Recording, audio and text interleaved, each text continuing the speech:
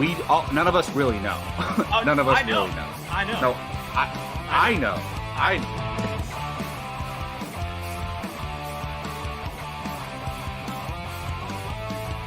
Perfect timing, Keith. Keith, what's up? Your favorite movie of all time. Step 9. Oh, good.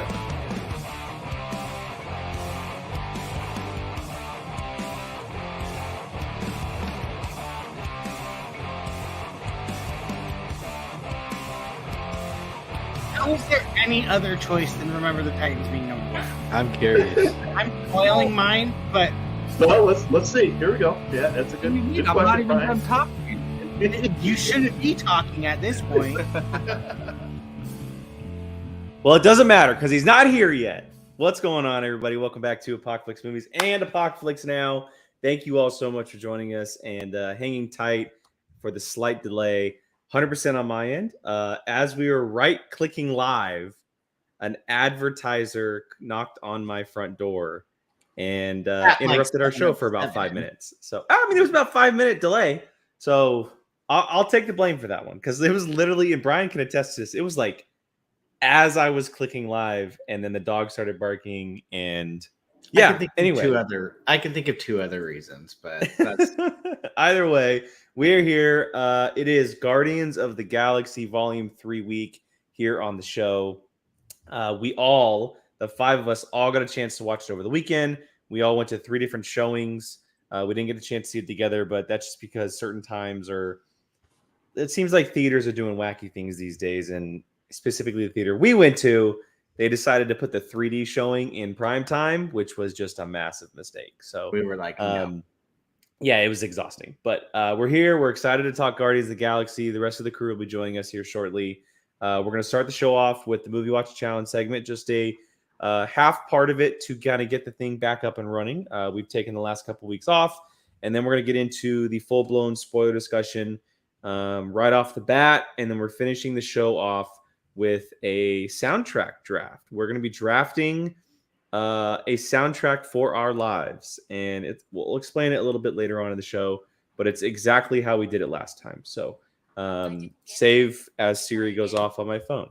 Did you know that if you talk at if it's twisted facing you and you're talking at all, it immediately thinks you're talking to him. That's I guess I had it like that. Yeah, I'm not sure. I'm not 100% sure. So, but yeah, we're gonna get into a soundtrack draft a little bit later on in the show, and I'll explain the rules and everything on how we get into that and talk about that once we get there. But before we do so, 2 of the other 3 members who are joining us tonight are officially here. So let me go and bring them in. That way we don't shortchange the conversation here.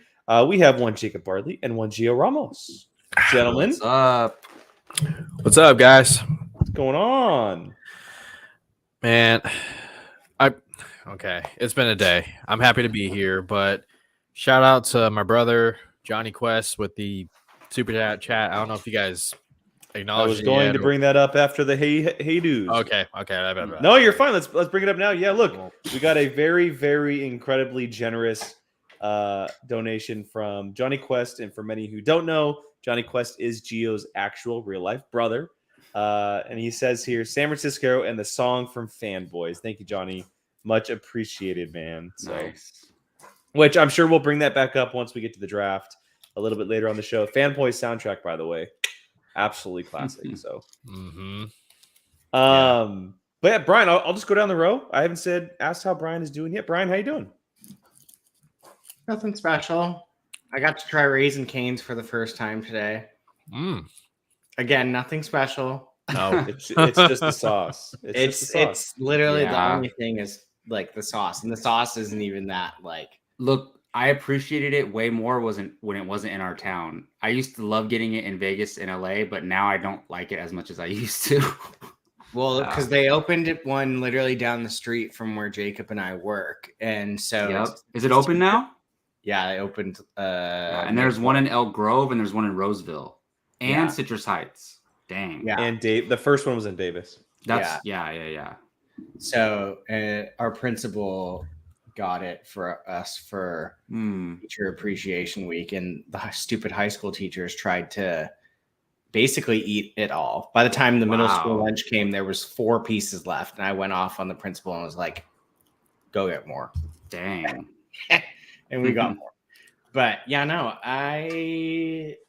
nothing special. Honestly, I think Popeye's Blackened Ranch is better than Chick-fil-A sauce. Chick-fil-A sauce? Not Oh, you Chick- mean then? Raisin Cane sauce. Yeah, you might want to step back on that one, Brian. No, Chick-fil-A sauce is the best one of them all. Of all the chicken sauces, Chick-fil-A's is the best.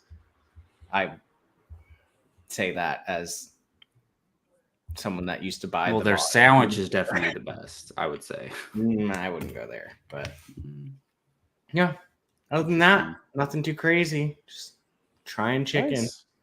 Awesome. Love it. Trying to survive the last 3 weeks, right, Jacob? Yeah, I mean, same. We had a Well, broken today. Well, Mr. Barley, go for it. How was your day? How you been doing? Honestly, not bad because it wasn't my student who broke the window, so I'm not really tripping about it. But yeah, I mean, doing Was well, it my man. old classroom's window? No, but it's right outside the cafeteria. Okay. Yeah, you'll see it. It's a board now. But no, doing well. Other than that, doing well. Just consuming all this content. Like I said, Laker games, audiobooks, movies, TV. I started watching Beef. I know a lot of people already watched it, but I'm liking it so far. Definitely very interesting. Interesting show. Very crazy show, I would say, so far. But yeah, doing well. And Mr. Gio? I'm good, guys. I just been busy, super busy at work. Same old stuff. My boss is going to Hawaii for a week, and so I'm in charge Nice. of everything from payroll to scheduling and all that fun stuff. But I am going to a gala tomorrow. I've never been to a gala. It's the Sacramento Hotel Association, so a whole bunch of people will be there, and Where's it at? I get to dress all fancy. This time it's being held at the Kimpton Sawyer Hotel, Ooh. which is probably the biggest hotel in Sacramento. It's owned by the Kings, and I wonder if I'll see the Kings owner there. I don't know. He doesn't pop in. But Did you hear about that? They have like for sale. It's like a $2 million condo that you can just have a private tunnel into the Kings Arena. Basically. yeah, so it's pretty dope. Above the hotel floors are residences, and people purchase it, and they stay whenever. They get access to Kings tickets, private tunnel, 24/7 room service. I mean, hey, some people are about that life. I don't know if I could. I don't know. Like, I want to. For me, I'd imagine like something like Tony Stark in the first Iron Man. Have a home that's kind of halfway off the cliff, but it's designed that way. And just where was that, by the way? Was it Malibu? Right? Malibu, man, gorgeous. Yeah, I mean, it was fake, but yeah, it's in Malibu. So nothing's fake. that house does not exist. Hey, It's when cinema. they blew it up in It Iron Man doesn't 3, exist anymore. I Yeah, was it doesn't No, devastated. it never existed. But Hey, in the I get MCU, it existed. In the I MCU. get it. I get it. It just it was. There's no way that kind of house would have been approved on a cliffside. Probably not. Huh? Yeah, I don't Yeah. think so. How are you, Jake? I'm hanging in there. I'm a little tired, but I'm good. Another busy week at work. A lot of stuff going on with product launches and stuff. If you notice, which I'm sure everyone notices, I'm on the couch tonight.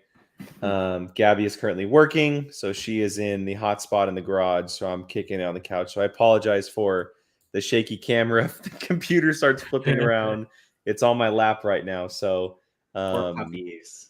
yeah, or if dogs are barking, etc. So just hanging out, excited to talk some Guardians. Yeah, it's gonna be a fun show. Very, very excited. Jacob, I want to bring up this comment real quick before we get going here. Tim Franco's got a comment for you. Random.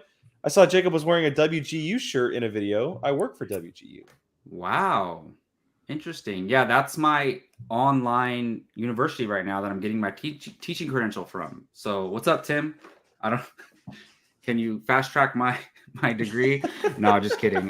Me too. No, that's I would awesome. like to just get one. Just receive Without one. doing it. Yeah. Yeah, I Tim, don't want to do it. hook it up. Just give Brian one. Finish mine don't- for me. We're all good. Not, Yeah, I but don't wanna do it. awesome. I love WGU. So that's great that you work there.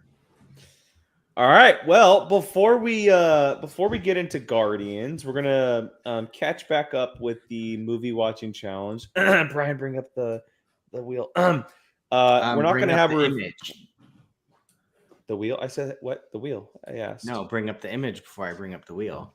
I know that. It's fine. I'm not into that yet. I have not it. I in- have it I'm- sitting here ready to go.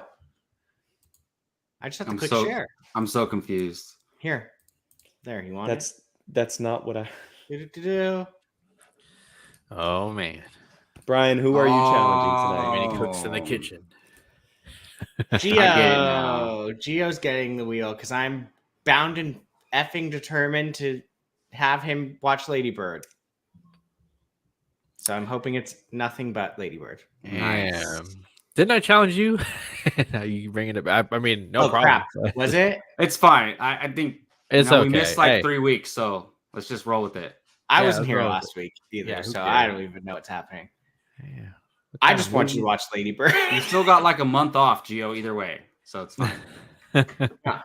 So, yes, you have Temple of Doom, Ladybird, Bumblebee, and the Grand. Gio, you've Budapest never Hotel. seen Bumblebee? Nah, man, I told you this. Wow. I mean, yeah, I'm gonna there's an walk argument off. that each. I mean, okay, so I work in the hotel industry. I really want to see Grand Budapest. Temple of Doom, I should probably watch before next month. Same with Bumblebee. Oh shit! Sorry, we either just had an earthquake or the strongest gust of wind that shook my whole entire building. I literally grabbed my handle. Sorry, go ahead, continue. No, you're good. So I mean, you can't go wrong, honestly. So I put Bumblebee in there also because of the Rise of the Beast movie coming too. So Yeah. And because Gio should watch Bumblebee. yeah, Bumblebee is actually really good. So nice. Okay, shall we spin? let's go. See? These are some good ones, though, for sure. Either way. Well, of course I picked them. Of course, the one that I wanted the least. Wow. Literally the one that none of us wanted. No. There we go. Ah. The power of the wheel. Yeah. Freaking The wheel. Grand Budapest. Isn't that with Flash Thompson? I have no Yep. idea. Yes, Yeah. it There you is. go. Oh, that is a cast. Yeah, I forgot how good this cast is. I mean, it's Well, that's every Wes Anderson film. yeah, Wes Anderson. Yeah. Okay. All right, for sure. Yeah. Looking forward to it. I think it's on HBO, right? Is it? Yep. HBO Max. Well, Max. Well, it's still HBO Max.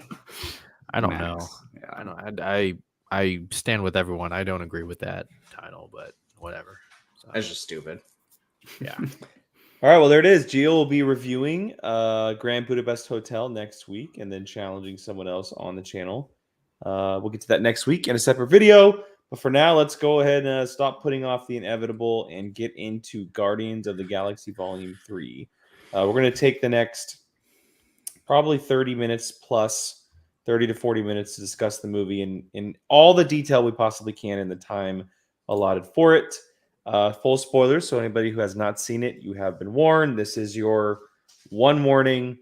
Anything after here, it's not our fault. It is 100% on you. So, Guardians of the Galaxy Volume 3. Let's just kind of get some general thoughts, general opinions out there before we dive into any official details regarding the film. Jacob, I'm going to let you kick this off here, and then Gio, and then Brian will follow in that suit. What did you think of Guardians 3? So there's a lot of context going into this film, and we'll talk about it more in depth. But I'll just say my easiest way to sum this up, I think it's a win. And what I mean by that, it's a really good movie. James Gunn did a great job. I think it's a win for the MCU. Like, I don't think there's going to be any, I don't think people are going to be too split on this movie. I honestly don't know the reactions, but from my personal experience with it, I think it's a win. And I enjoyed it a lot, honestly. All right. Yeah, I think it's so obvious. This is the story that James Gunn was aiming to tell and wanted to tell. It's a great finish to what is one of the best trilogies in the genre, while also being an origin story for a character who, after watching this movie, now I put in the Mount Rushmore of greatest MCU characters. And Wow. it makes me excited for James Gunn and his future over at DC. And at the same time, makes me kind of, just still surprised by how much I'm going to miss seeing these characters under the direction of James Gunn. Because as the movie ended, it kind of left the door open for certain characters, which we'll get into. So, yeah. I thought it was really good. I mean, it was exactly what I was expecting it to be, a gut punch movie with lots of action and some decent surprises. Things that pleased me that I did not truly expect. I'll leave that. Yeah, I mean, I echo everything. I'd have a hard time. Obviously, I respect everyone's opinion, but I'd have a hard time really believing anybody that said they didn't like this movie. It's very hard to see anybody not liking this movie. It captures everything that the MCU has been before, but is also now. It's emotional. It's action packed. It's funny. It's really kind of everything we've seen of the Guardians previously at its absolute best, in my opinion. So, but yeah, I'm sure we'll get into some nitty gritty details here. Does anybody have anything that they would like to bring up to start the conversation off? A specific topic, character, moment, thing that can kind of skyrocket into something else? For me, Skyrocket. hey, there you go. The biggest thing for me is just how dark this movie was, especially at certain times. And by certain times, I mean the characters that we meet who were a part of Rocket's life early on, and every time the movie shifted to those moments where they're interacting with each other or they're part of another experiment, it really went to some uncomfortable places that I wasn't expecting Marvel Studios to go to because they traditionally haven't done that. But what do we know that's on the horizon, right? We have a R-rated Deadpool movie. We're going to have Agatha, Coven of Chaos, right? It's not House of, yeah, Coven of Chaos. And all those possibilities of, where the MCU will go further into. And for me, it's just I was sitting there a number of times, and it wasn't something that took me out of the movie. It was just more of a observation that I had as it shifted to another scene. I'm like, how did Kevin Feige and James Gunn convince the studio execs to go with this? Because it's unlike anything that we're used to seeing in the MCU. You guys feel the same way? Yes and no, in the sense of you saying, how did they convince them? I think it was very much, hey, this is your last one. Go for it type situation. Like, he's, one of the top directors of the MCU. Mm-hmm. It's probably how he got an F-bomb in there too. Exactly. They They were yeah, not to mention the F-bomb. Yeah. Yeah. So I think it was probably just kind of a lot of like, hey, this is your swan song. Go for it. So I think that kind of might have been a little bit to his advantage. Something like you guys asked me to come back, not the other way around. Yeah. I mean, the Guardians movies are, even though number 2 people don't like, I actually don't mind number 2. I mean, they're all solid, every single one. So you can't knock the man's productivity and what he's produced. Yeah, I mean, I just think it's one of the darkest things we've seen in the MCU for a while. Honestly, I don't think it's For a the while, I darkest- think it might be the number one. I don't think it's the darkest MCU movie. Like I personally don't. Like I think people forget about Civil War and they forget about stuff that happened in Infinity War.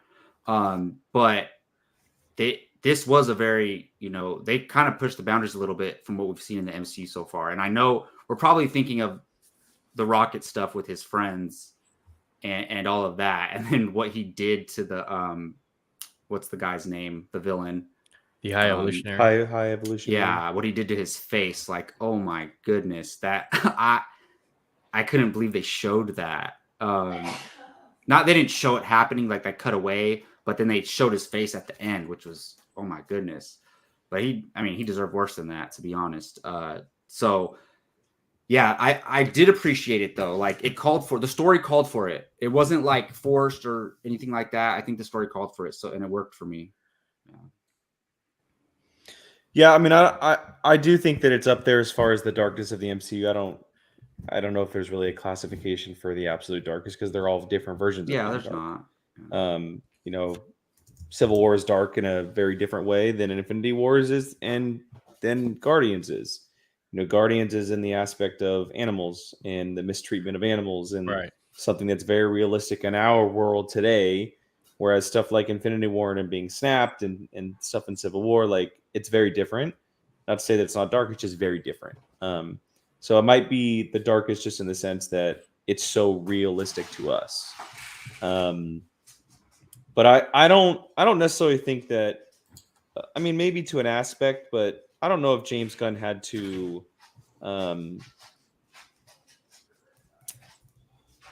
get them on board for him to make this movie per se. I think that he's worked in this universe since 2012ish when they started filming Guardians, well over 10 years. He's proved himself. Kevin Feige has backed him from the very beginning, even through all that stuff that happened via Twitter and the firing and everything. I think that if he wanted to make this movie on Guardians 2, they would have given him the okay to do it. Because I think that he's just proven himself as a creator, as someone who clearly knows what he's doing with these characters, clearly knows what he's doing with this story. And it also lends itself, or it also allows him to do a lot more just because it is so far off from everything we know inside of Earth. There are no real connections. When we step into the Guardians world, there aren't any major connections to the Avengers and everything until they kind of get wrapped back into everything. So it allows him, to write whatever he wants. And I don't know if you guys saw the interview, but in the press interviews, and this is just kind of going off a little bit, but it plays into this conversation a little bit. He said that he wrote the origin of the Infinity Stones in like less than an hour and a half. 90 minutes. Like he just shot the shit and wrote the origin for it at the Collector. And that is a backing to the fact that the Guardians don't play by the Earthbound Heroes rules. They can do whatever they want, which means James Gunn can do whatever he wants. And that's in Guardians 1, Guardians 2, Guardians 3. Like he's just been allowed to be creative and different and unique until his version of a superhero project with these wacky different characters. And he did it a little bit at the beginning. He did it a little bit more, right? In number 2, because let's not forget in number 2 that we saw a mountain of skeletons, and Ego was essentially impregnating people across the universe. Like that's dark on a different type of level, right? Like he's been allowed to do things, but I think because this deals with animals, it's a very different experience of seeing the mistreatment of animals because it's so realistic to our world. It impacts us a lot differently than a literal planet going around to impregnate people across the universe, right? And killing people, essentially. It's different because that's not real world. Seeing a raccoon experimented on, or a poor little bunny rabbit, or a walrus, or like an otter, like that's big deal. That's real world stuff. So it impacts us a lot differently than I think anything else, which makes it much darker than things we've seen because of that. So Sorry, I went on a tangent, but No, you're right. I mean, I think audiences are desensitized to, seeing a hero get killed or somebody shot in the head or stabbed with a pencil or whatever. It's just, it's what we come to expect. But when you get to the animal cruelty territory, that's when it's just like, oh, this movie had the balls to do that. Like, they literally scorched a turtle after experimenting with it. Mm.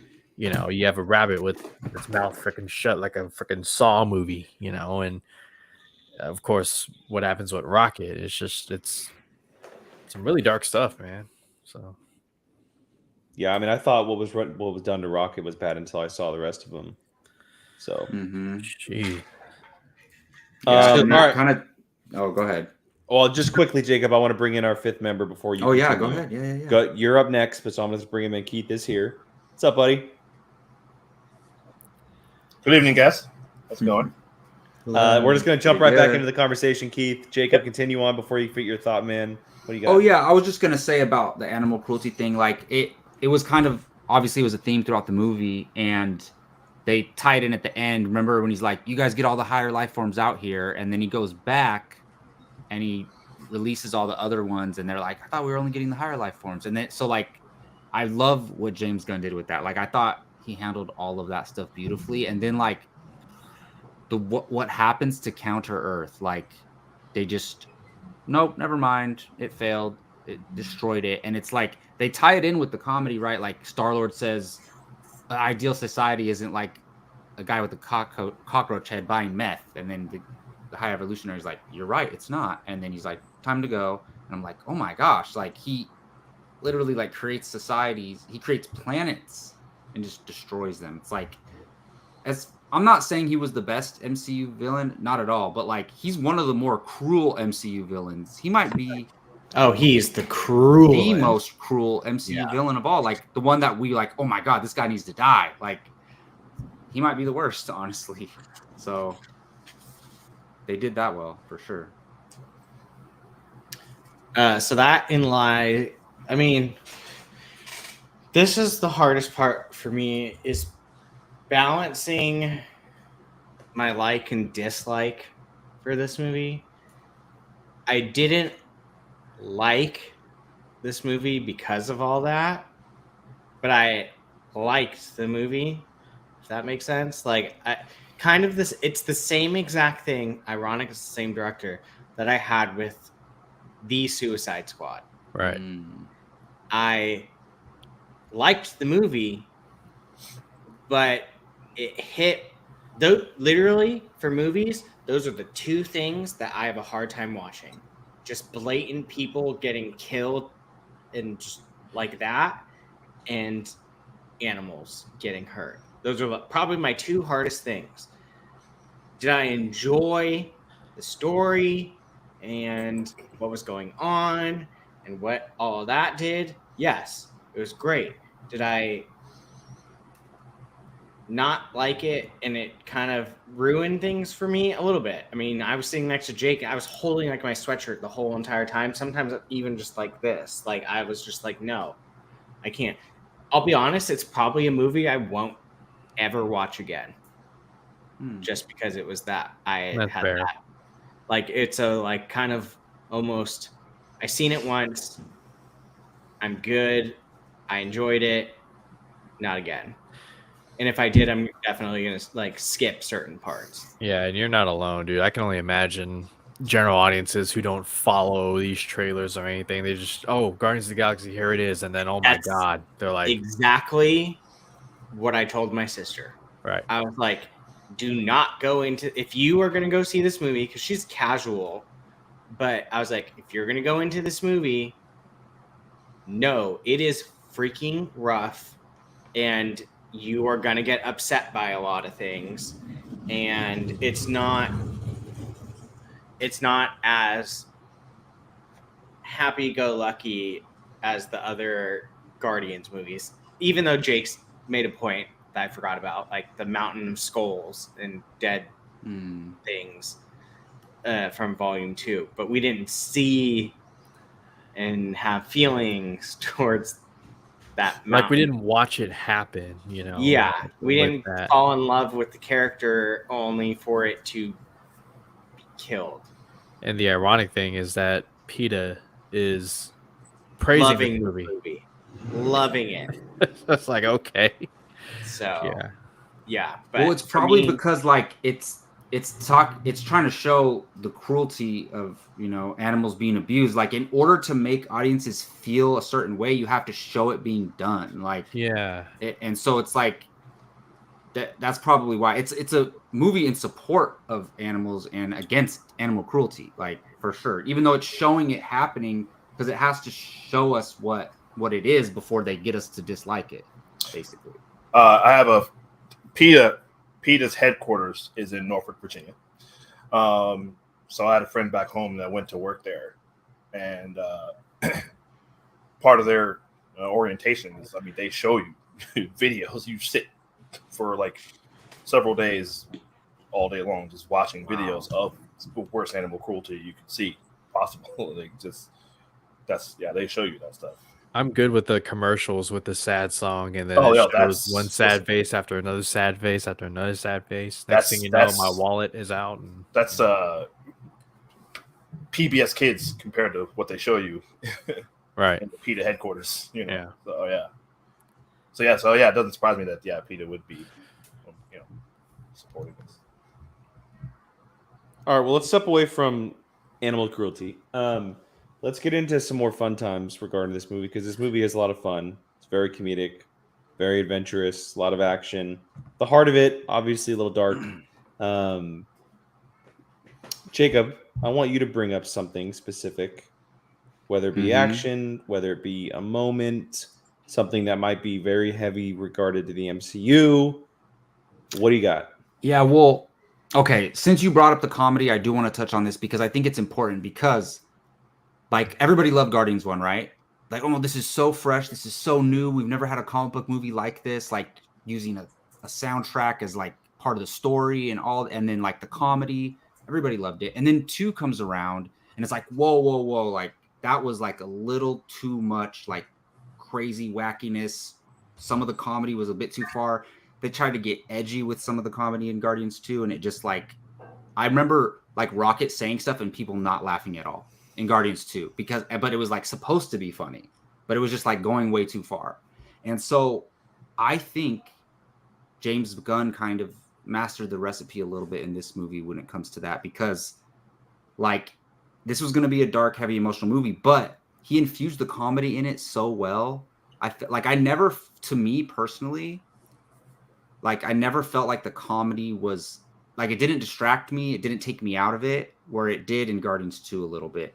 And I thought it blended in well. And for me, it's like, I like when there's stuff going on between characters, and like they're not trying to be funny, like they're not cracking a joke, but what they're saying is just funny in and of itself. Like I forget what he was saying, but when Star-Lord was like getting ready to like go on the mission, he was like just saying some funny stuff.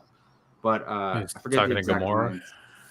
Yeah, maybe, but I just thought for the most part, like the comedy worked, and like the heist scene was pretty damn funny. I thought That's great.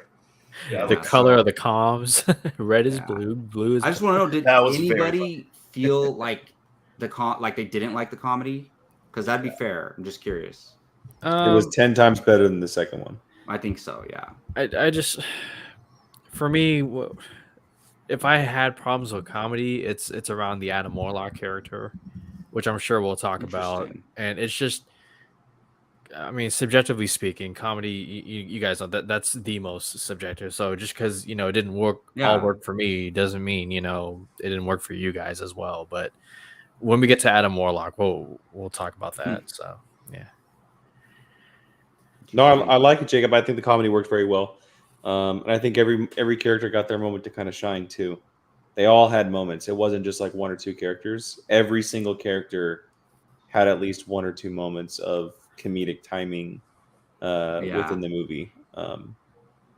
Yeah. I mean, So I love the with you. Drax and Mantis stuff. Like they have developed such a good relationship, and it's like when she's like, "You're madly in love with him," and he's like, "God, every time," and then the scene when she went to go send him to talk to Peter about the lily pads. She's in the background.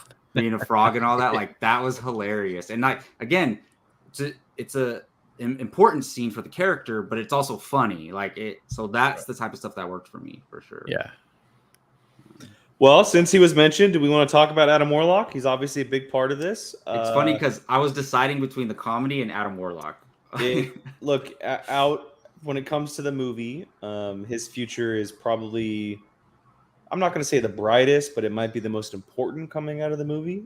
He has some pretty big storylines inside the comic books, and they could definitely use him in certain aspects that could be really, really cool.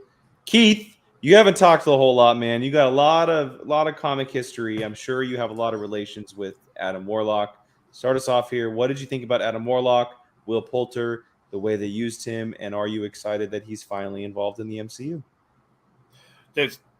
I didn't have a problem with the Warlock as portrayed in this because I thought they explained it well. Why? First of all, I love this movie. I don't think it's like everybody sounds like everybody here liked it, but yeah, I thought it was great. I loved it. I hated Volume 2. These guys, that was probably at the bottom of my list, honestly, my MCU list. This one's great, so get that out of the way.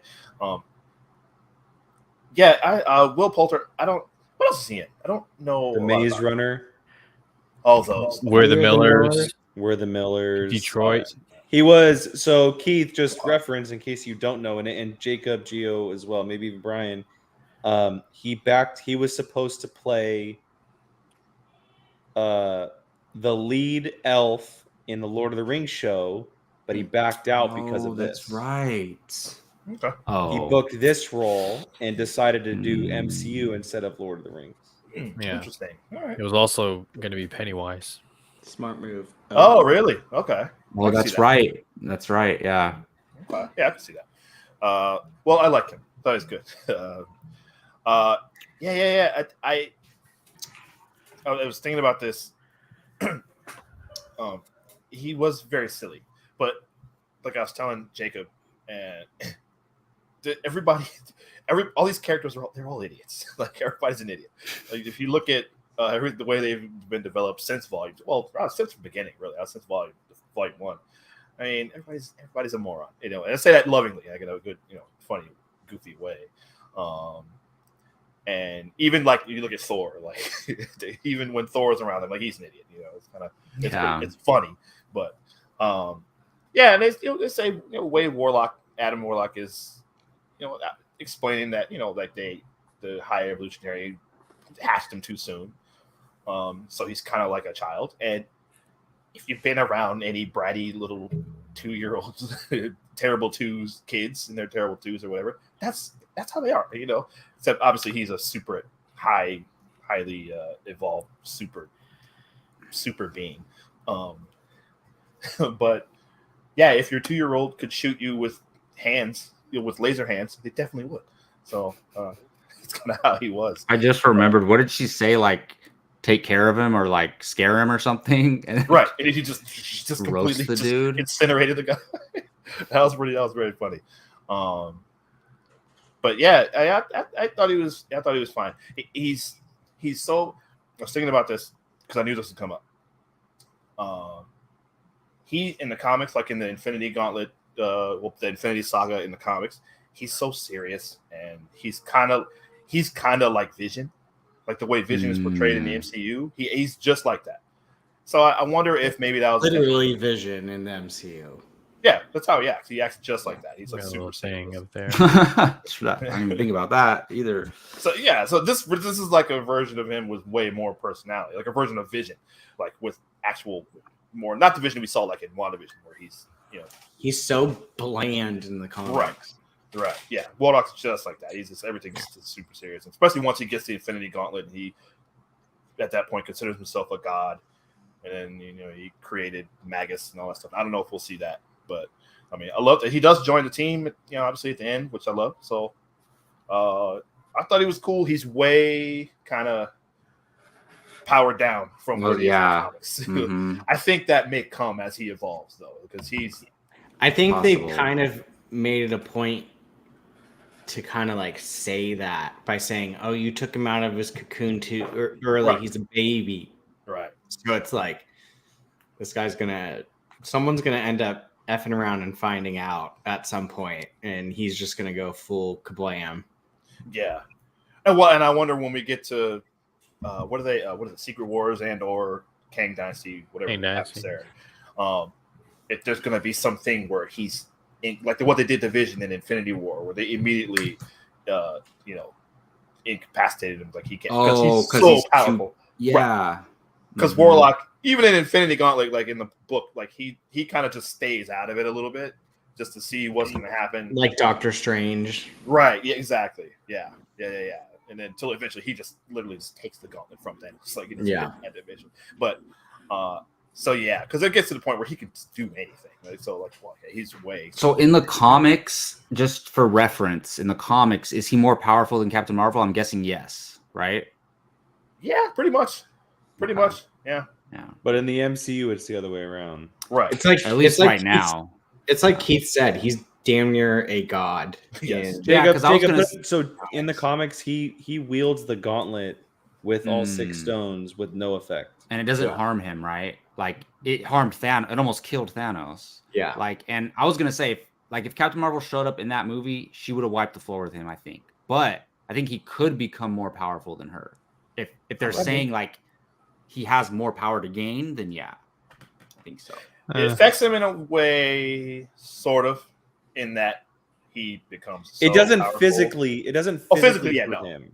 Yeah, I'm saying, but it does kind of make him. Does it mess his mind up? It gets Yeah. not in that sense, but it makes him. He feels himself way too much to where he creates an evil version of Is himself. he? That's good. He has an Maybe alter this- ego, Jacob, called Magus. That's an evil version of Okay. himself. Does anybody know?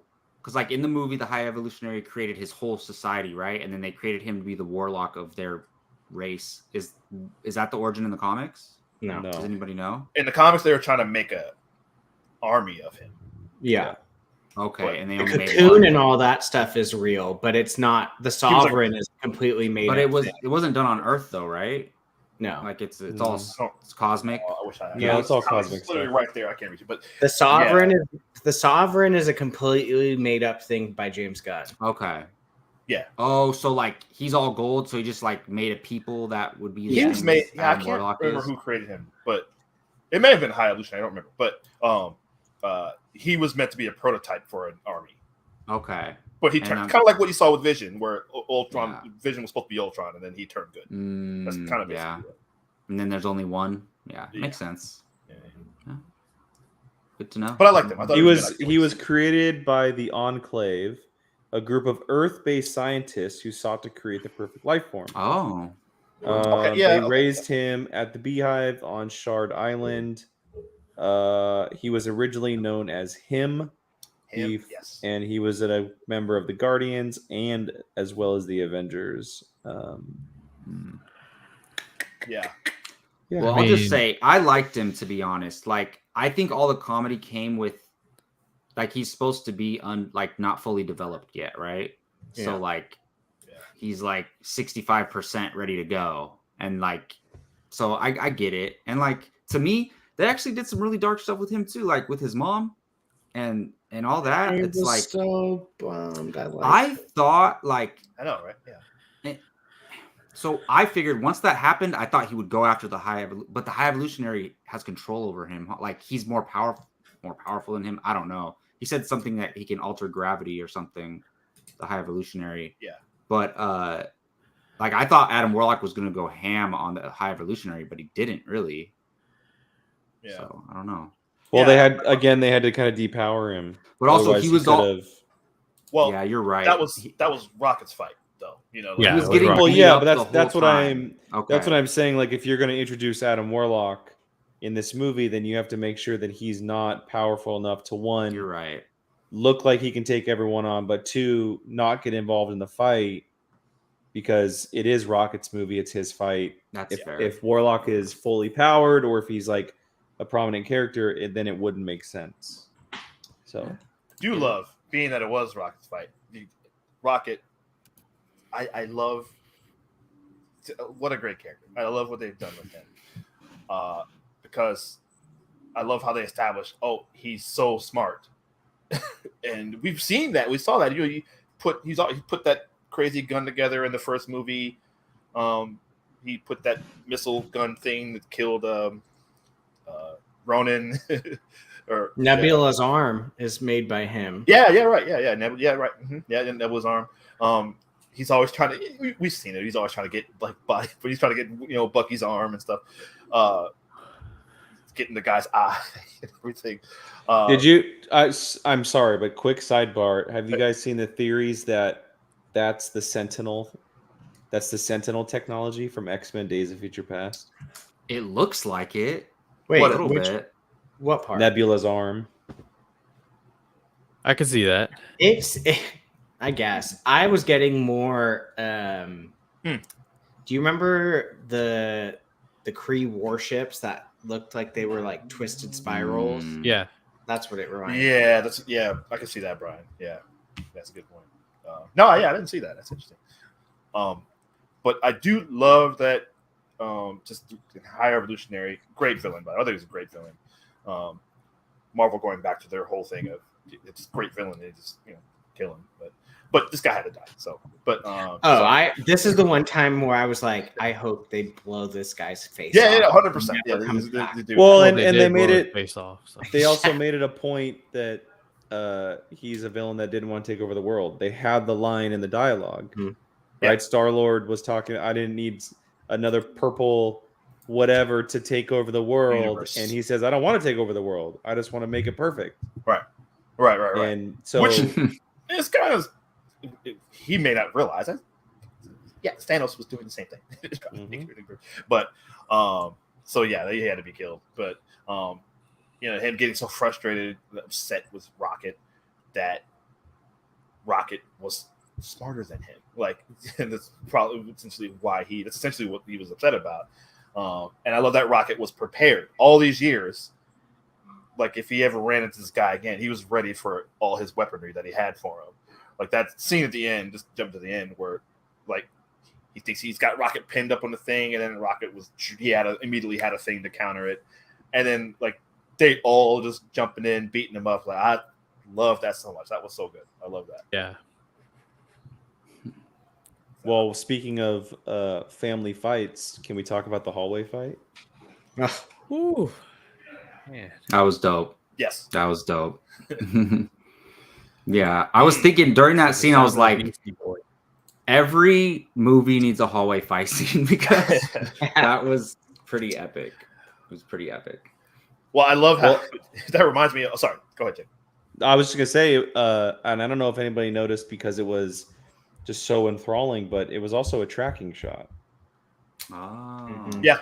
It didn't cut once during that entire sequence. It was just following the characters as they went around. So it obviously could have gone much quicker, but it was timed to where if you go back and watch it, it starts at the beginning of the hallway and then it kind of does this up and down the hallway until the very end of the hallway. Yeah. It doesn't go like up and down. It literally makes its way down the hallway as we're seeing these characters fight. There's a great which fight was it? In Creed 2, I think it was. Where there's a couple of those in all three of the Creed movies, but you know me, I'm a cinematography nerd, so I love that stuff. There's a great one I didn't even pay attention to, and I think his first fight with what's his name, Drago, I think. Yeah, it was a cool tracking shot like that, or didn't cut, but it was really good. And that you mentioned in the hallway fight, Jacob, how every movie should have a hallway fight. I love how it just made me think back to She-Hulk, where we thought we were going to get another hallway fight, and then she just dropped. Oh, yeah, I know. There should be a hallway or stairs scene in every single movie. Yeah, even if it's not an action movie, just get it in there. Good lawyer. It's a requirement for Daredevil, though. That's exactly what I was about to say. Like, I want to do another one in Daredevil. It needs to be in contract. Before I forget, I just want to say, I freaking love Cosmo. Cosmo is my favorite character in this movie because I like the dynamic between her and the other characters, but I love at the end when she has to hold the two ships like airtight and she's growling. Yeah. I love that. Yeah, Because that she's was like angry. Absolutely loved it. I guess the dog is a golden retriever, Labrador retriever mix. Okay. Apparently. I want to get one and name it Cosmo. That's my plan. Because I love, and one day, sorry, she's wearing an astronaut suit. Just gotta say. I was annoyed that they gender swapped it at first, but I don't know why, because it worked just fine. Yeah, I like it, and it's the daughter from Borat 2 is the voice. Oh, that's what I was about to ask. She's great. That was. Okay. Yeah. She's Okay. great. That's funny. Although she got swindled by Howard the Duck at some Yes. card games. Oh, so. yeah. Oh, that made God. How Howard the Duck. Every time I So see funny. the Duck, Howard's just hanging around all the time. Look, there's a lot happening in the movie, and we haven't talked much about Drax, or we haven't talked much about Star-Lord himself and the Gamora aspect. So I kind of want to talk about Star-Lord and Gamora, just because they're obviously one of the big relationships in the MCU, and we've seen them kind of go through a little bit of a roller coaster of a relationship. And the last time we saw them, she didn't know who he was, obviously, because it's a different Gamora, or the same Gamora from a different time. I just want to say that as much as I wanted to see them get back together and live their happy life, etc., I appreciate James Gunn so much for taking an absolute swing and telling a story about that it's okay to go your separate ways. Like, it doesn't always work out, because it's not always the case. Like, it never, people don't always get back together, or you don't always rekindle, whether it's a friendship or a relationship of any kind. And like that nod at the end, that moment of realization between the two of them, that they've tried, that it's not in the cards anymore, that they've done their thing, and they're moving on, they're moving past it. There's a lot of filmmakers that would not do that. And it's very much the heart. It's the second heart of the movie. Rocket is obviously the heart, but Star-Lord and Gamora have been the heart of the franchise from the very beginning. And so I appreciate that they went there and they told that type of story, because it's very important. You don't see a lot of those type of stories inside filmmaking and television shows and stuff like that. So I actually agree with you, because they could have easily said, oh, they get back together, or he gets with this Gamora and happily ever after. But no, they didn't do that. And I agree with you. It should have been that way. Yeah, I'm glad that they stuck with because it is a different Gamora. Shout out to Zoe Saldana for playing a different version of the character, and who is a complete psychopath and a murderous psychopath. But we love seeing it. But I love seeing her as perfect, because she would, her joining the Ravagers, like, sure, that exactly what would happen. She and Sly stuck out of her, Sly, Michael Rosenbaum, who's Michael Rosenbaum, and that floating robot that I think was Miley Cyrus was the voice of. No, they recasted her. It was Miley Cyrus. That's what I said in the last one. Tara Strong. Oh, well, that's okay. Tara Strong. Yeah, that makes sense. Okay. But yeah, good call. Them not getting together and going to separate ways, and the same, like, that's the message for all of them. I don't know if y'all mentioned. I mean, that to me, the biggest spoiler in this movie is, I gotta be quiet because Shirley's in the room. She didn't see it, but I mean, no one died.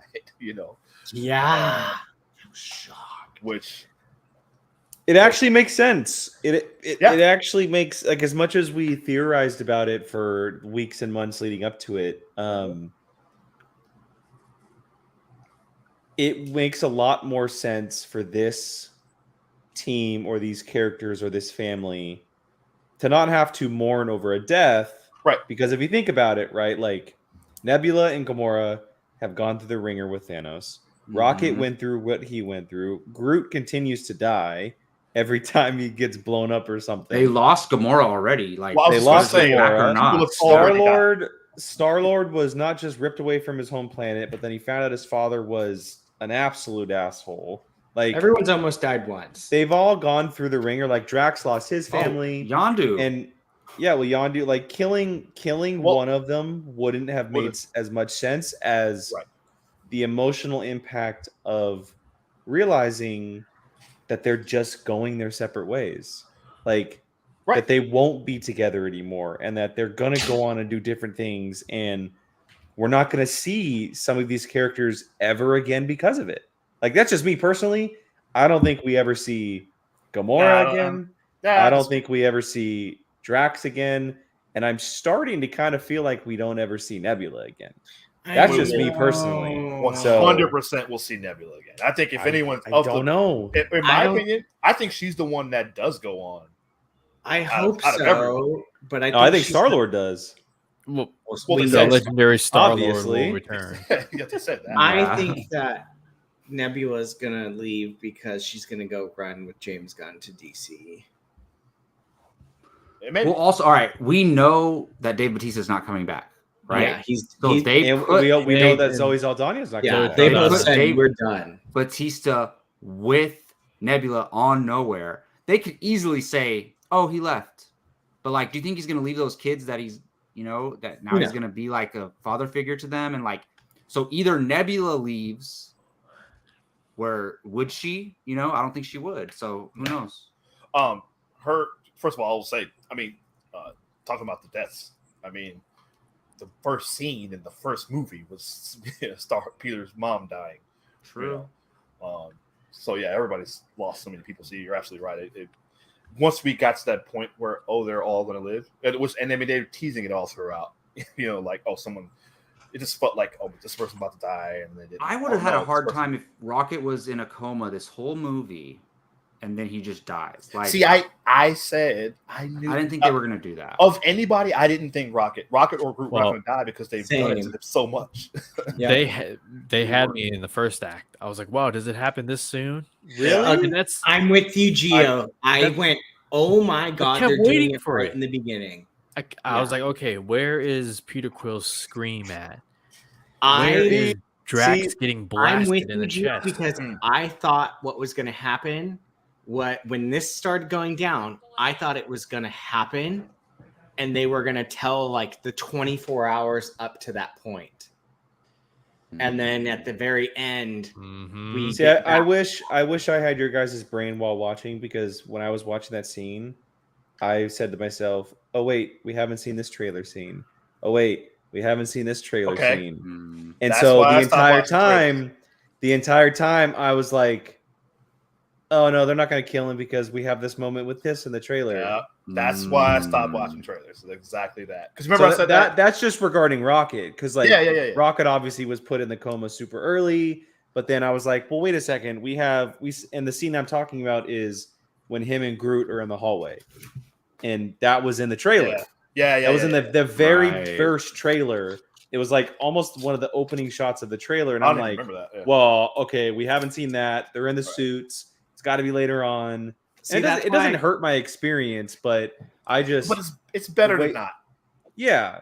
Because like you said, you're not thinking. Wait, what about that? Do you guys remember the Infinity War trailer though, when Hulk was running and That whole Yeah, but scene that was they for didn't even- Avengers. That is a little different for Guardians. No, that's Yeah, true. And And the the scenes- secrecy? Well, and they do stuff all the time where they'll put scenes that aren't in the movie. Remember last year, or 2 years ago, or whatever, where Spider-Man, where we're seeing them flying through the air, and it's just the one Spider-Man, and obviously, but then they mistakenly left Lizard in getting kicked. that's what I'm So- saying, stuff like that. All of a But- sudden, he's nothing's there and just yes. Or they show Iron Man and Spider-Man flying through the city in Spider-Man Homecoming trailers, scene's and not that in the never movie. happens. yeah, right.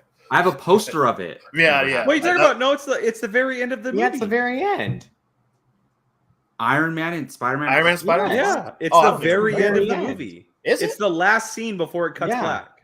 They come around a corner. Wow, Yeah. I don't remember. Okay. I have yeah. to go double check that. I haven't watched that in a Wow, couple and you years. call yourself a Spider-Man fan? No, I honestly don't remember that. I really Well, don't. the biggest one for me, this was years ago. I stopped watching trailers a lot because in Rise of Skywalker, when Rey blows up that ship with Chewbacca on it, I'm like, oh no, like getting ready to cry. And then I remembered, wait a minute, there's that scene with That's her and yes. with Chewie and Lando are in the Falcon together. It's like, oh, Yep. that hadn't happened yet. Yeah. So That- from that I- point, I'm like, you know what, not yeah. watching trailers. Oh yeah, that scene. I remember that immediately when that happened. I went, oh, no. Right. Lando was in the. I was about to burst into tears, and then I Yeah. remembered, oh no, wait. All So, right, yeah. so I gotta That's how cut our poorly conversation made trailers short, are. just because we are getting into a second part of this show. We didn't get to talk about everything, obviously, so there's a huge chance that this can come back around in a future episode, maybe next week, the week We should probably after. do part 2. There's so much to discuss, but quickly, I just want everyone to give me one word answers, yes or no. I'm going to go around for these characters, and I want to know whether or not you think we're going to see them again. I'm going to go through the entire roster. Okay. Star-Lord. Brian, we're just going to go in order. It's going to go Brian, Jacob, Gio, Keith. All right. I mean, Star-Lord. We all would assume this one. The Okay. end credit. Gamora. So, yeah. No. Oh, are we all answering together? Ev, just go and fire off. For Star-Lord, yes. Wait. Gamora, no. Wait. Gamora, yes. They'll Jake, you're recast. talking about like actors coming back too, right? If we're ever going to see the characters again, Gamora. Yes. Yes. I'll say yes, actually. Drax. No. Yes. Nebula. Yes. Yes. Mantis. I don't know. Yes. Yes. Because she's Star-Lord's sister. Rocket. Yes. Yes. Groot. Yes. Yes. Yes. Warlock. Yes. Yep. Cosmo. Yeah. Yes. Yes. Kraglin. Kraglin. Kraglin, no. Okay. And No. then, fun No. fact for anybody who doesn't know, Brian and I talked about this last weekend. The little girl with the white hair. Does anybody know who she is? Oh my god. Something She is far. She is the Family fourth or Captain something. Marvel. Yeah. She's And No she is way. also She's the Captain Marvel girlfriend to Drax's daughter, Moondragon. That's right. Wow. So I'll leave that for everybody watching. I knew Jacob didn't know that, so I wanted to drop that tidbit. I didn't We got to know move that. on. Wait. Say the other thing, even though I already knew it. Say the other thing about Groot. Oh, so the end of the movie. Okay, the end of the movie. Mhm. Obviously, we hear Groot say, "I love you guys." Yep. Mhm. And if you remember, in the middle of the movie, Star-Lord revealed to Gamora why she didn't understand him. That moment at the very end was now that the audience finally understood him. Yes. Okay. So And it wasn't now- him actually saying that.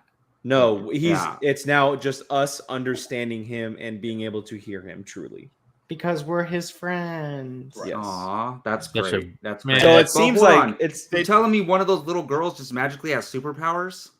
Like just one of them? so Jacob, in the comics, that little girl is actually the daughter of Marvel. Yeah. Oh. Okay. Yes, but I don't know if that will happen in the MCU Yeah. because they Yeah, gender maybe- swapped. It's just a different Yeah. thing. Anyway, forgot. we got to move on. Let's get to the soundtrack part of this discussion. We're going to be drafting our life soundtrack, Guardians of the Galaxy style. We're just going to be going around and we're going to be selecting songs that we want as our life soundtrack. It's going to be Jacob's Awesome Mix Volume 1, Gio's Awesome Mix Volume 1, etc. So I'm going to go ahead and bring up a randomizer. That way we have a draft order. And let me go and enter all of our names. I'll just I'll do say I love this idea, Jake, by the way. Like You're welcome. when you brought it up, I was so excited to do this. Oh, this is Jacob. This is your straight out of your. This would have been a Barley and Barnes episode. I know, right? All right. So here is the randomizer. I'm going to go ahead and click random. That way we see the official draft order in 3, 2, 1. There you go. There is the official draft order. I will go ahead and place us in Nice. this order just to be Finally. sure. Well, let me do this first. I'll take the turn. So Geo. All right, there's the order. So it's going to go snake style. So Jacob is last, and then we'll go right back up just like we did last time. We are Do you doing guys 8. think there's gonna be any songs sniped? I would be utterly shocked if anyone picked mine. We're going to be doing 8 songs. Hmm. 8 songs is the number. This should not take very long. It's not like drafting an actor's movie Yeah. or anything like that. There's so many songs out there, obviously. What I want you to do first, before you start drafting, I want you to reveal your strategy as far as, is it genre-based? Is it era-based? Is it, is there a specific criteria as to why you picked these songs before you pick your first official track? So Brian, go ahead, start us off, and then follow in suit, and we will get this bad boy rolling. Mine weren't so much a like description of me in my life as much as it was maybe more so like moments in time that I bonded with this song, and like every time I hear it, it's like a fun song that I like. Yeah. I don't know. And do the track title and the artist just in case nobody knows. Okay. So go ahead.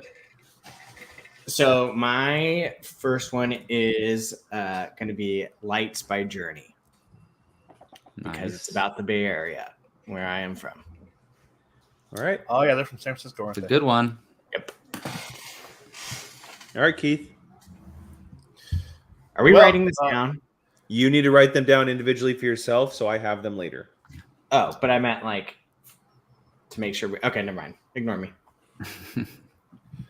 Well, Brian, you'd be happy to know.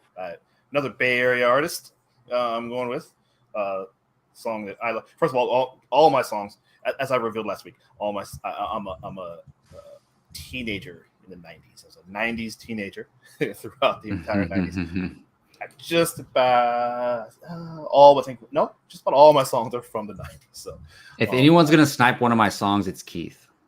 Honestly, I doubt it. and it wouldn't be a rap or hip hop song. Oh, okay. All right, we'll see. All right. Mhm. But yeah, Bay Area hip hop group Souls of Mischief, song called 93 Till Infinity. Okay. Nice. All right. That's your number one choice, Keith? I mean, I didn't really rank them. There's no one's gonna have any of my songs, so Okay. Who sings that song? they're called Souls of Mischief, Brian. Bay That Area. song was Writing gonna be- some of these songs down that I've never heard, because I then should have I'll worn go this check shirt. them out. Yeah, the Hieroglyphics t-shirt. I should have worn that. But yeah, Souls of Mischief. All right. beautiful song. Go ahead, Gio. So my first track on my mix would be "Soundtrack to My Life" by Kid Cudi. Wow. That's a perfect song to open the soundtrack to your life. Wow. That's a good call. That- I love that. Wow. What is so Gio, just quickly before I pick mine, what is the reasoning behind your picks? Is there a criteria or It's just songs that kind of represent you going through life, and the older you get, just the more experience and exposure you have, and things that you think about in your 20s, you look at much differently in your 30s, and I'm sure I will in my 40s, and so on Cool. and so forth. So cool? All right. Nice. Yeah, for me, the songs that I chose are very much favorites. I'm not a huge music guy, but I do like specific genres. But it's also music that I grew up listening to with my dad, like constantly. 70s, 80s, 90s, classic rock, stuff like that. That's just kind of my go-to, and it's very much plays to me as a person. So my number one overall pick, although I don't think there's going to be a single crossover. I'm just going to put it out there. My number one overall pick goes to "Shoot to Thrill" by AC/DC. nice. It's a good one. Good call. Iron Man. Iron Man 2, right? That's the opening song in Iron Man 2, I think, I believe so. Yeah. when he's jumping out of the plane. All right. So I got two back to back. Jacob's So the way I did it was like, I imagined if like a director was directing a movie based on my life, and the songs would play at certain parts in the movie at like different parts in my life. So that's how I kind of did it. So that being said, like you'll see how some of these songs apply. But so my first one is Mary Jane's Last Dance by Tom Petty and the Heartbreakers. Not that Great I was, call. Love but this. look, the reason why is my first concert ever was Tom Petty. My parents took me to that concert. Oh wow. And like it's a funny story. They said I said I rocked so hard my pants fell off. So like I guess I said that when I was a kid. So that's my number one choice, and I love that song, by the way. That's Cool. cool. You went to a Tom Petty concert. Yeah, when I was. Did your a pants kid, fall yeah. off? That's I amazing. guess so. I guess I didn't have a belt or something. I don't know. I was like 4 or something. Yeah, that's cool. Yeah, that's a good song. And I got to take this song so Keith doesn't take it. My next choice is Californication by the Red Hot Chili Peppers. Because, I mean, I've lived in California all my life, and I've gone up and down California, spent a lot of time in SoCal, so I think it fits. It fits. All right. The next one for me, real easy, Sabotage by the Beastie Boys. Oh, that's a great one. That's one of my favorite videos of all time. That's such a great music video. The song never gets old. It Ever doesn't. gets old. Do you Like, know every movie it's in, like, makes the scene better. Do you know the story behind that song? It's hilarious. No, I don't. No. They were just that song, the that was just a warm-up thing that Not they used to do. surprised. And the whole concept of the song was they one day they would play that for months and months and months, and they just started adding little bits and stuff to it. The whole concept of Sabotage was they were just riffing. Mike D was yelling at their sound guy, one of the sound guys, just saying, like, you're trying to sabotage us, like you're trying to mess up our whole thing. He was just riffing that. He was just being funny. That's awesome. But that's yeah, awesome. Wow. so they just built that song from there. Like, so that's why it's really funny. I love it. All right, Gio. So my second track would be from one of my favorites, Coldplay's "Speed of Sound." Ah, a good one. Nice. All right, Keith. I love Coldplay so much. That's a good Me too. I love it. Yeah. My number it was number 2. Nas, "The World Is Yours." There we go. I knew a Nas song was coming. Yeah, absolutely. This song was such a revelation to me. But it's the greatest All album right, of all time. Brian, you got your back-to-back? I guess I'll go for the ones that I'm afraid of if anything could get stolen. First, I'd go Mr. Brightside from The Killers. Good song. Great song. There's so many killer songs I could have picked, but I just went with that one. And then my second one, let's go with I would be devastated if this song got picked, so I'll pick this one. Jump Around, House of Pain. Ooh, That's like one of my favorite Nice. songs. Sure. That might be my Nice. favorite song of all time. Nice. They used that song in the trailer for Rush Hour. It was really cool. I love it. It wasn't in the movie. It's cool. I love it. I love that song. All right, Keith. My next song is "Drive" by Incubus. Because that's me. I'm one of those people that I don't know what's gonna happen tomorrow, but I can't wait to find out. oh, that song. Nice. That's a great song. All right, we've gone scotch-free so far. Gio, what do you got? You've just fucking jinxed it. Someone's gonna. That's why I said it. Uh-oh. I'm gonna take a song by Aerosmith, and this one, I mean, there was a time in my life when I had this on replay so many times, crying. Good song. Yeah, and then they did a cover of that in "Be Cool" with Yes. what's her name? What's her Oh, name? Oh yeah. my God, Christina Milian. Christina Milian. Yeah, Yeah. yeah. I'm following that up. Dream On, Aerosmith. Oh, Nice. wow. 2 Aerosmiths back to Come on, Jacob, song. pick that Armageddon song. back. No, I don't have Aerosmith, but I do like that song. Man, those are some good choices. Okay. I'm going to go with Fireman, Lil Wayne. Nice. Whoa! Great That song. was that was when I fell in love with Lil Wayne, was that album. So Carter 2. Fireman. Yeah. And that song just hypes me up. No matter what, it hypes me up. And we'll go then I'll go Till I Collapse by Eminem featuring Nate Dogg. It's a great song. Love Great that song. Nice. That song That whole, motivated. I should have just picked that whole album. Is what I should have done. Just The that entire Eminem album. Show is Yeah, it's amazing. It's my favorite fantastic. album of his. Fantastic.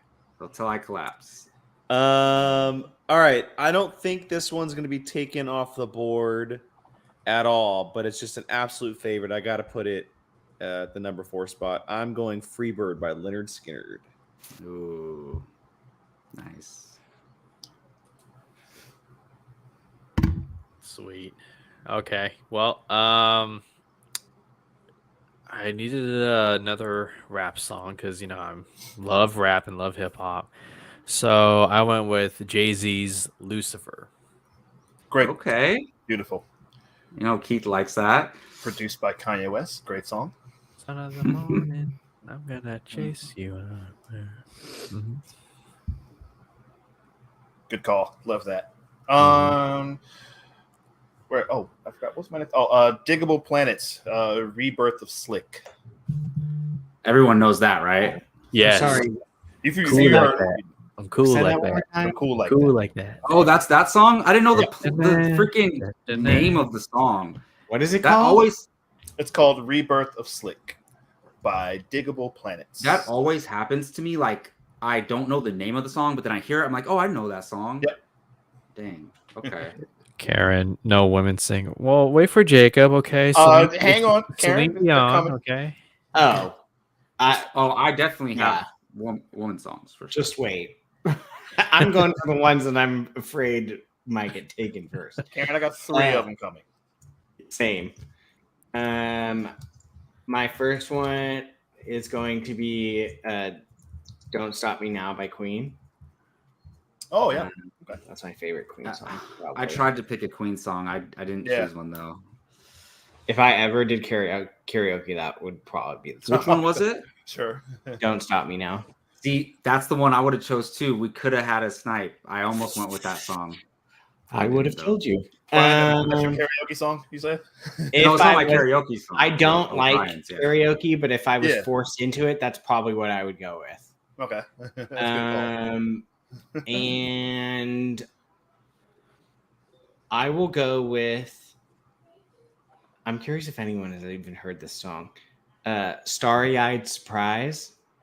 Yes, I've heard that song. Okay. Sounds familiar. So Not on it's- my list, but I've heard the song. So it's a DJ song, but the guy that sings "Butterfly" is this guy that does Butterfly by Crazy Town. Yes. Crazy Town, yeah. Okay. Yep. So, Okay. That song, I love that song so much. What, Butterfly or Starry? Butterfly. I like Butterfly. So do I. I like Butterfly. It's a good song. So late 90s.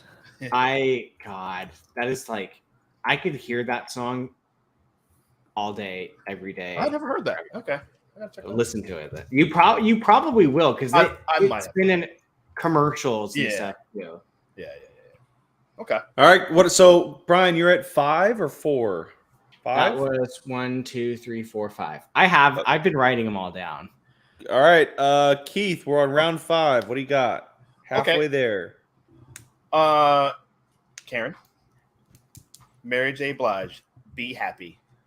There you go. Listen, I listen to that song almost every day in the morning before I leave the house. That's Can all you I say. sing it word for word right now, Keith, with beat?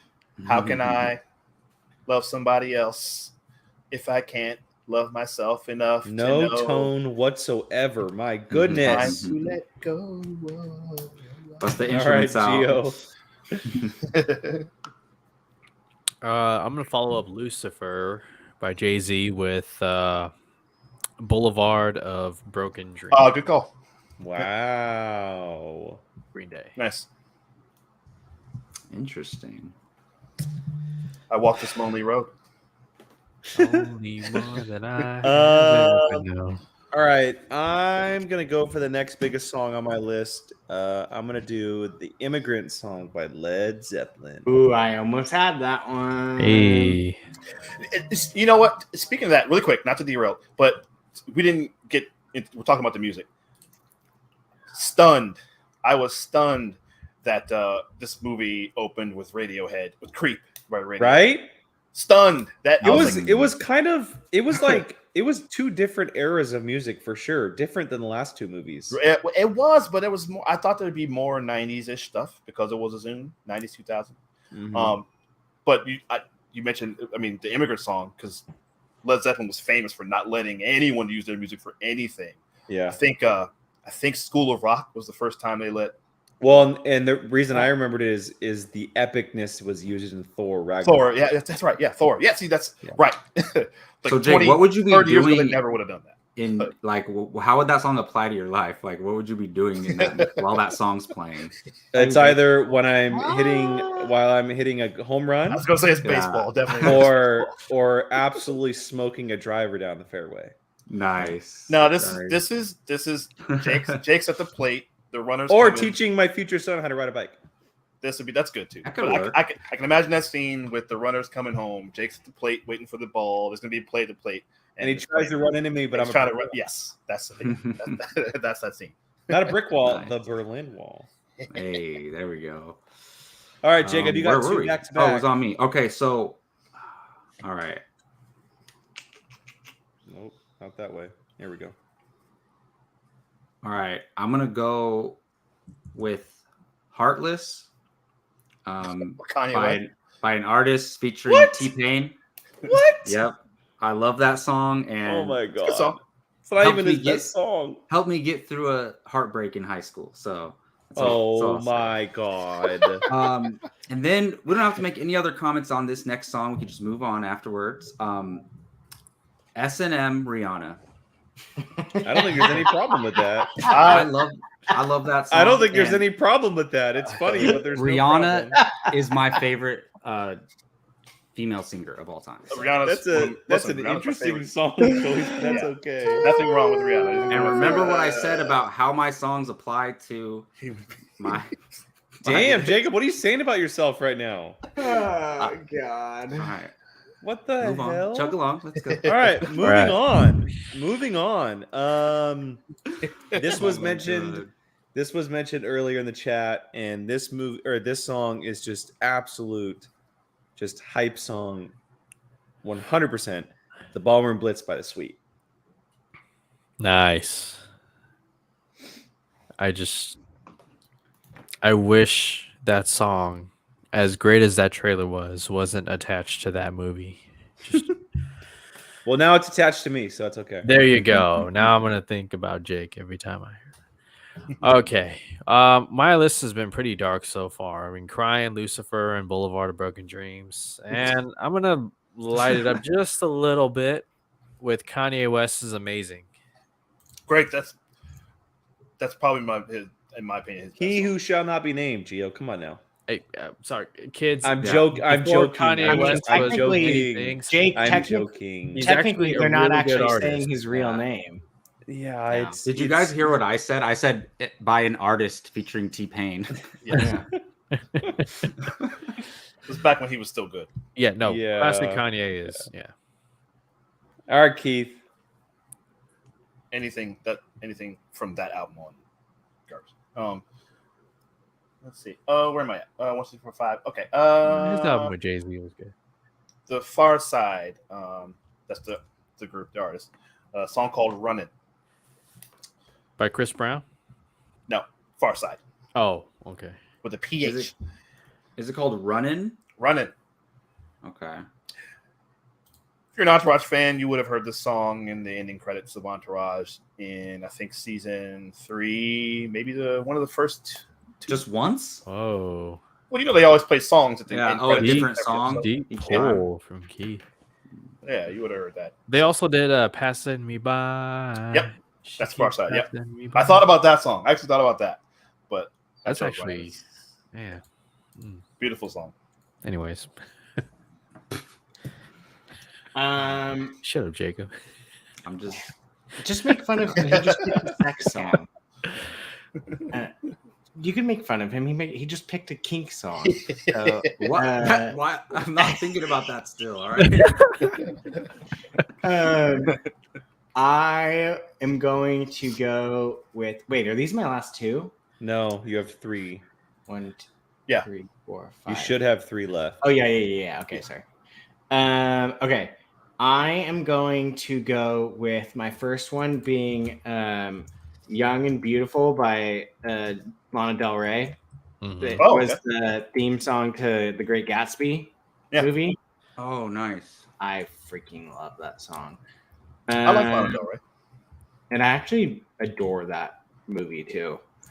And I will go with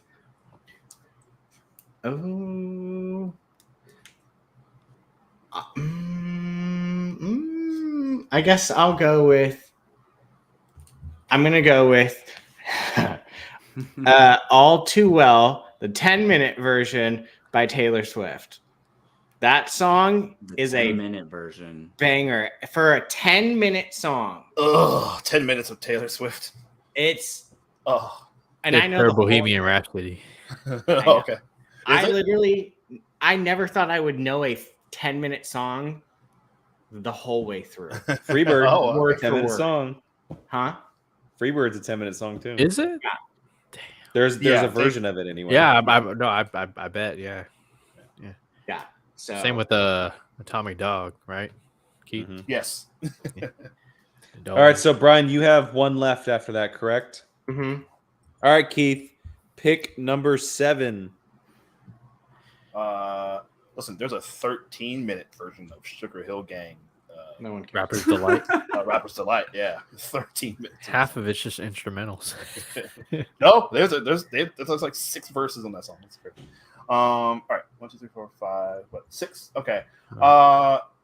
Alicia Keys, song called Troubles. Beautiful, beautiful song. Very hopeful, uplifting. Nice. And I saw her perform it live. Oh, dope. Front row. Front row, man. Yes. I'm waiting for you to throw something for Ashanti on here just because you like her. She's a terrible singer. I love her. I don't think she's a good singer. You're not alone. Wow. All right, my second to last. We were going down. Now we're starting to go back up. I'm gonna go with Whatever It Takes by Imagine Dragons. There you Nice. go. That's a good song. That song gets me like ready for the day. So All right, number 7. These last 2 are probably 2 that maybe you guys have never heard of. Maybe. I'm sure maybe Keith has. Not trying to age you, Keith, but you know. I'm going Long Cool Woman in a Black Dress by the Hollies. Oh, I don't know that. See? I have to Nobody's going to know. Nobody's going to know. What is it called again? Long Cool Woman in a Black Dress. If you heard it, I guarantee you've heard it before. What Okay. decade is this from? I think it's from the 70s. Okay. You know what's funny about this whole thing? We never talk 60s about straight. music as a group 60s. together. So we're kind of learning what type of music each other listens to right now. Because Yeah. like we never talk about music that much, which is kind of cool. You do on Bartley and Barnes. Remember that show? Listen, I was going to say, we almost went for a marathon on that. You and I talking about music. So. All right, so Jacob, these are your last 2, right? My last 2, yep. All right, man. wrap it up. And both are by artists named Justin, but they're not the same artist. one has to be teaser there. Timberlake. The other one has to be First one I'll go with Justin Timberlake, Summer Love. I freaking love that song. JT, look, I listened to Backstreet Boys over NSYNC when I was a kid, but Justin Timberlake is by far the most talented out of all of them. Yes. Love JT, so I got to get a JT song on there. Love Summer Love. And then my last song, this pick is for Taylor because she would whoop my ass if I didn't make this pick. And it is Ghost by Justin Bieber. So that'll be my last song. Good song. my guy, man. Yep. That's awesome, dude. I'm a believer. I love kind of Bieber. want to. I'm gonna go on Spotify and put all these songs on a playlist and play them in order. I'm excited. I'm writing everything down. Guys, so I'll put have- your nice. playlists up. Why and don't you share just? them with me. Is I there wanna a way listen. that we can make like an Apocaflix Apocalypse one. playlist? Yeah. Oh, we could, and we could share Yeah, it with everyone. you could do it on Spotify. Yeah, Yeah, you just can do make it. it Do it Spotify. Brian's got Apocaflix. it. Do it. I can do it. Apocaflix, not awesome because it's 2 A's in a row. The Apocaflix, like something volume 1. Hey, that's cool. Hmm. That's cool. We're not done Apocalypse mix. It would be the Apocamix. Apocaflix. Apocamix. Yeah, it's all right. No, it'd be like the Apocaflix. Mix. What's like a cool word? That's Cool. like awesome but not awesome. Jams, groove, slaps. What was that album? Really The well album of smart. Stadium it was like Stadium music. What was that Anthem, called? Anthem, Like Jock Jams. Jock Jams. What's a synonym Looking for like awesome? fantastic or spectacular, something like Tell that. me, but Gordon. something What's the better. synonym for? Hold on, Awesome. Chat. I'm, Give us a title for our mix. Everybody in chat. Yeah, let them name it while we finish it. Apocaflix survival mix. Apocaflix for minimal mix volume 1. Formidable. There we go. Formidable. Hey, we're not done yet though. Yeah, we still have Jake's last song. Miraculous, extraordinary. Anyway, sorry. All right. Pick number 8. Again, probably a song that no one has ever heard of, but I'm going Up Around the Bend by Creedence Clearwater Revival. Going up around the band. Come on. Yeah. I know CCR. I love them. Jake was right. Keith knows the songs. Was in the trailer for Invincible starring Mark Wahlberg, which Jacob Yes, and it I was. checked out. Yep. So, just for anybody who doesn't know, Long Cool Woman, my 7th pick, is from the Remember the Titans soundtrack, which is where I got it I from. was literally just about to say. That's where I got it from. And then I was just about to say. Up Around the Bend also is from a soundtrack, but I can't pinpoint it. I can look it up. But a There's lot a of my few. songs, It's a a lot few. of my songs are basically triggered from movie soundtracks because you guys know that I'm a soundtrack score Right. whore, for lack of a better term. Up and Around it the just- Bend is in Remember the Titans. Okay, maybe that's where it's from. Yeah. And So Invincible. when I hear music, Invincible? I don't. No, not it. It's not definitely not. It's probably Remember the Titans. When I hear music, it doesn't, because I'm not a music person. It triggers movie scenes in my head. Yes. That's what I resonate when I hear Nice. this stuff.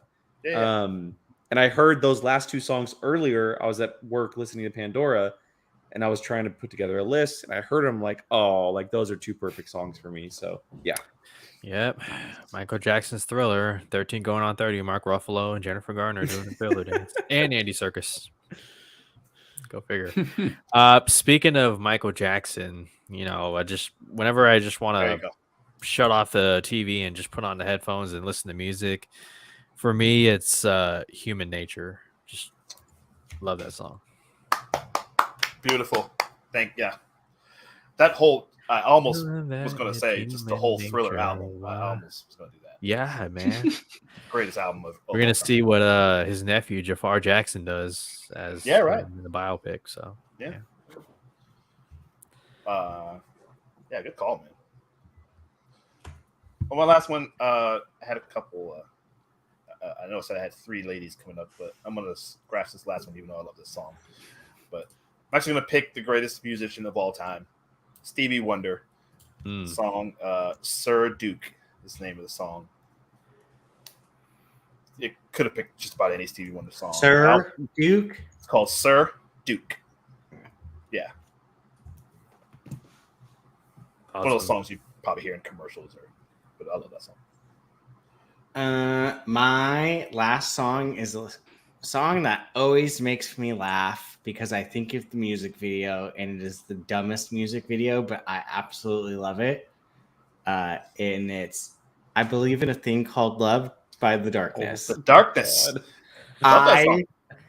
What? That's I love awesome. that song. What, Jake? What? Everyone laughed. Why are you singling me out? Because Jesus you were Christ. the only one that You went, started "Oh, it first. I love that song. Touching you. Yeah. That high pitch. I love it. I love that song. It's a good song. Song's a banger, man. I love that song. And basically the music video, because I think it was like made, they said, for like under $100 or something. It was something. I don't remember that video. I have to look for it. So yeah, Good. That's a good call. I like that. that's it. There it is. Our Shoot. soundtracks, our life soundtracks. Please leave a comment with a word that you think would fit a good title for the Apocaflix soundtrack. we'll do this in one big set. Might separate them into singles. Oh, you can. And we'll go from there. So if we end up doing a Spotify playlist, we'll definitely tweet it out, put it up on the social, stuff like that, so you guys can check it out. But that was fun. That was a lot of fun. We'll definitely do more stuff like that. No crossovers. Difficult again with music, but that was pretty fun to see where everyone's tastes lie. So Star Trek, that was very close. Summertime by Will Smith. Yeah, that was close. There you go. Yeah, that's a jam. Classic. Even though they didn't play it at all last year. Didn't hear it one time on the radio. We'll play it this year, though. Don't play it this year. I will 100% make an Apocaflix Spotify and Nice. I'm down for that because I want to hear some of these songs that I haven't heard too. I will do it. Yeah. I'll do it either tonight or tomorrow at work. all right, gentlemen. Well, any final thoughts before we wrap it up? It's a fun topic. Good That job, was so much Jake. fun. That's I Yeah. liked this, and I would like to see if we could do. We should do like this again, but like only Volume if it's like an action movie or a comedy. Or see if we could figure out a way to do For that. try to match a different Yeah, genre. something. I don't know. This was fun. I Well, like because this was for our life, you could do something like if we were directing, Brian, if you were directing an action movie, what would be the songs you choose? Something like that. Or Yeah. I like that. who decides the soundtrack for the song? I don't know. I don't know. Somebody. Yeah, well, the best director. I mean, James Gunn, obviously, bringing it back to Guardians. Yeah, I mean, it's probably different for every movie, right? Gunn, James Gunn, Martin Scorsese, Quentin Tarantino are literally the three. Edgar Wright. Those are the four best people at using songs, incorporating songs into their movies of all time. Jake, what were we just doing that someone talked crap on Edgar Wright and you? Oh, What? yesterday, for on POV, we did over and underrated things, and someone said overrated is Edgar Wright. You should have called me. What? I hopped on immediately. I've never heard anyone say that. Oh, you That's should have. crazy. Oh, I would have got They right probably on. did that for the clout. I would have logged right in and carpet bombed. Jake and I would have been. We would have been like Cap and Bucky beating up Iron. Yeah, Oh, it was that was Andy. Andy. It was Andy. Andy, what are you doing? What are you talking about? You don't like Edgar. Oh, God. All right. Well, before we spiral into other things, that will wrap the show up tonight. Look, we usually do plugs on this channel, and if anybody wants to plug anything as far as like an upcoming show or topic, awesome. But I always forget all of the links are in the description of the video. Everything is down there.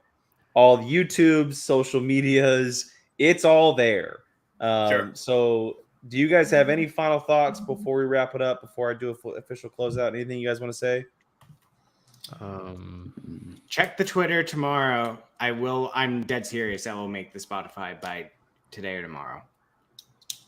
Cool. All right. Well, there it is, guys. Tonight's show for Apocaflix Movies. Thank you guys so much for joining us. Check out the links in the description below for Brian, Keith, Gio, Jacob, and myself. We appreciate you guys for watching, and we'll catch you guys next time. Bye, guys. Andy, I love you. I was just kidding.